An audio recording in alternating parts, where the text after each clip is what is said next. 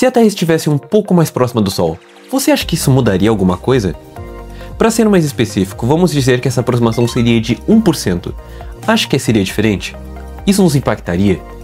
Antes de responder todas essas dúvidas, vamos analisar todo o contexto que nosso planeta se encontra para assim definir o que seria diferente nisso.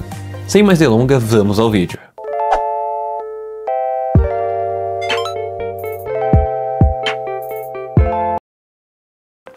Atualmente, a distância entre a Terra e o Sol é de mais ou menos uma unidade astronômica. Essa é uma medida de distância equivalente a 150 milhões de quilômetros. Um pouco longe, né?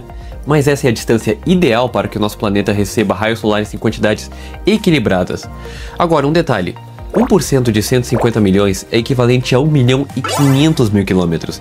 Em termos de distância espaciais, essa é uma distância muito significativa.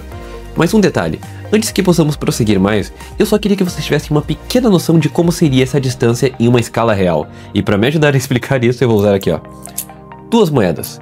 Esse é o mesmo caso da distância entre a Terra e a Lua, onde as pessoas costumam confundir muito isso.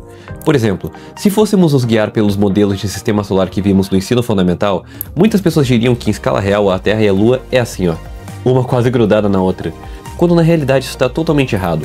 Porque a distância entre a Terra e a Lua é de 384 mil quilômetros, e essa distância em uma escala real, para vocês terem uma ideia, seria mais ou menos assim, ó, muito longe. Nem as minhas mãos mais aparecem no vídeo. Mas agora, pessoal, se a distância entre a Terra e a Lua em uma escala real é assim, agora imagine a da Terra e a do Sol, contando com aquele 1%, é claro. 1.500.000 em uma escala real seria muito mais longe do que nós pensamos. Um outro detalhe importante que poucos sabem é que o nosso planeta não possui uma órbita perfeitamente esférica ao redor do Sol. Na verdade, ela é totalmente elíptica, sendo mais ou menos semelhante ao formato de um ovo.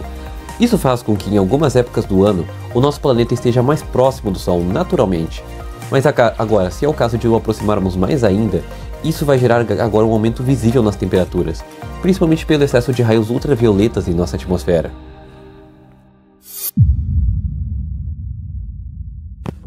Bom, agora que nós estamos próximos o bastante do Sol, um conceito muito importante que isso iria gerar um aumento de imediato seria o da constante solar.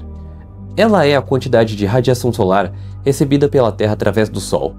Essa quantidade fora da nossa atmosfera possui um valor médio de 1.390 watts por metro quadrado, porque dentro dela nós podemos calcular a quantidade em específico que uma região da Terra recebe, simplesmente dividindo seu tamanho em metros quadrados pelo intervalo de tempo. Agora, como o nosso planeta está um pouco mais próximo, a constante solar sofreria um aumento de energia de 2 a 3%. Só essa quantidade, para vocês saberem, é mais ou menos o bastante para que nossa média de temperatura global aumente em vários graus, principalmente em regiões mais próximas da linha do Equador. Em países quentes como a Índia, onde a média da temperatura de algumas cidades como Nova Delhi e Paladhi chega a 40 graus só no verão, ficariam totalmente inabitáveis, pois a população seria obrigada a deixar o local. Nos últimos anos, a OMS já estava tendo que se preocupar com o aumento de casos por morte pelo calor. Agora, com a Terra mais próxima do Sol, esses casos se tornariam ainda mais frequentes.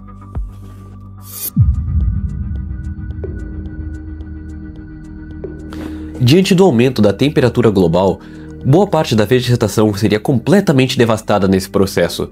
Áreas que antes eram cobertas por grandes florestas tropicais e Mata Atlântica se tornariam mais uma extensão do Saara. Outra consequência gravíssima seria o total degelo das calotas polares no Ártico. A Antártica, que é basicamente um grande continente de gelo, iria derreter e desaparecer por completo nisso tudo. Como resultado, o aumento do nível dos mares iria se propagar por todo o mundo. Pequenas ilhas ao redor da Oceania e Pacífico seriam completamente submersas pela água. E em pouquíssimos anos, cidades como Buenos Aires, Rio de Janeiro e Londres desapareceriam por completo do mapa. Além das inundações causadas pelos mares e oceanos, desses últimos também surgiriam fortes tornados e grandes tempestades devido ao aumento de umidade em nossa atmosfera. Todas essas mudanças começariam a causar impactos negativos para toda a vida ao redor da Terra. Espécies de animais, por exemplo, que vivem em climas extremamente frios, como ursos polares e a raposa do Ártico, que possuem uma pele protetora contra o frio, não suportariam as novas condições climáticas e morreriam nesse processo. O fluxo migratório de diversas espécies aviárias também seria seriamente afetado, com diversas espécies de aves simplesmente alternando entre norte e sul no seu ritmo de migração. Lembram que eu falei sobre a morte da vegetação? Bom, agora com a ausência da maioria das espécies de plantas que são conhecidas por serem as principais produtoras de alimento dentro do reino animal, boa parte das espécies polinizadoras sofreriam com isso, como as abelhas, pois agora sem as plantas para tirarem os seus nutrientes e produzirem alimentos, isso afetaria as demais espécies da cadeia alimentar, como os herbívoros e carnívoros. Outro grande problema seria a grave seca causada pelo aumento do efeito estufa, pois isso tornaria a agricultura totalmente inviabilizada, o que infelizmente desencadearia uma grande crise global de alimentos, causando fome em milhões de pessoas. Diante desse cenário quase apocalíptico, surge uma pergunta: a humanidade ainda poderia sobreviver? A resposta para vocês é que sim, felizmente ainda poderíamos sobreviver. Com a criação de novas cidades semi- ou subterrâneas, os humanos ainda poderiam viver em condições relativamente estáveis diante de um cenário como esse. Usando também modernos sistemas de irrigação para providenciar uma agricultura nesses ambientes, poderíamos viver pelo menos por mais alguns séculos, acredito eu. Mas enfim, pessoal, vimos até aqui que 1% faz sim uma grande diferença em nosso dia. E que realmente, diante de todo esse equilíbrio que nosso planeta se encontra atualmente, uma minúscula mudança, nem que seja 1%, pode realmente nos colocar diante da nossa sexta extinção em massa. Mas agora uma outra pergunta curiosa e breve. E se estivéssemos 1% mais longe? Seria diferente? Sim, mas não no bom sentido.